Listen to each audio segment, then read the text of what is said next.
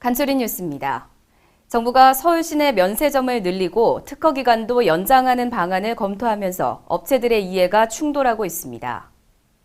해외 관광객 유치와 면세점 산업 경쟁력 강화를 위해 규제를 완화해야 한다는 게 정부의 입장입니다.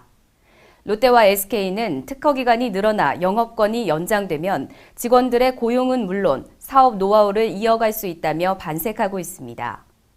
신규 면세점 업체들은 반발할 수밖에 없습니다.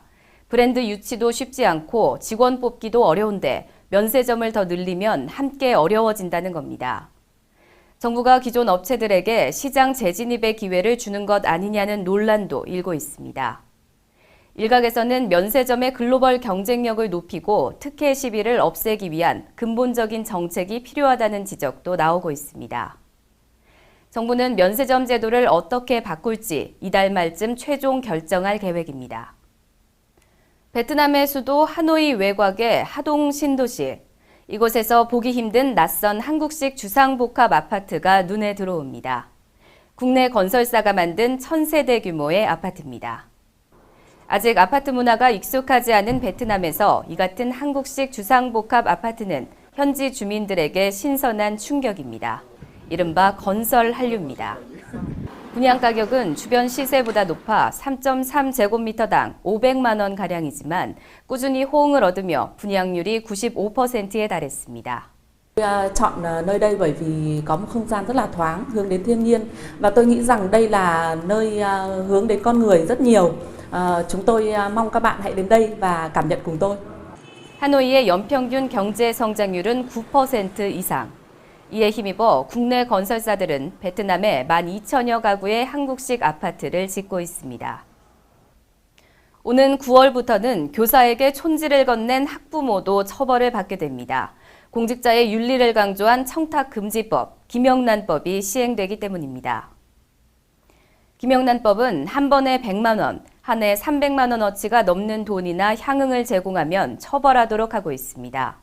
3년 이하 징역, 3천만 원 이하 벌금에 준돈의 최대 5배까지 과태료를 내야 할 수도 있습니다. 스승의 날이나 졸업식에서 받는 3만 원 이하의 선물 외에는 모두 촌지로 간주됩니다. 최근에는 카카오톡 기프티콘과 같은 모바일 상품권이 새로운 촌지 수단으로 악용되고 있는데요. 교사가 모바일 상품권을 받은 경우 해당 업체에 반환을 요청해야 합니다. 학부모 단체가 교육활동 지원 명목으로 모금을 하거나 학부모들에게 일정 액수를 할당해 임의로 사용하는 불법 찬조금 처벌도 강화됩니다. 촌지 등 부조리 행위를 신고하는 사람에게는 최고 1억 원의 공익신고 보상금이 지급됩니다. 삼김시대의 마지막 주역인 김종필 전 국무총리가 자신의 정치 인생을 담은 책을 출간하고 출판 기념회를 개최했습니다.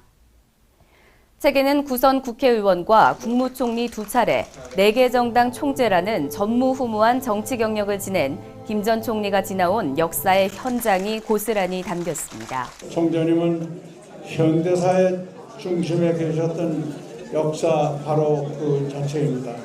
총재님의 국가관, 가치관, 인생관, 사생관을 후생들이 뒤따라 배우고 실천함에 꾸밈없는 생생한 이 증언록은 귀중한 자료가 되리라고 확신합니다.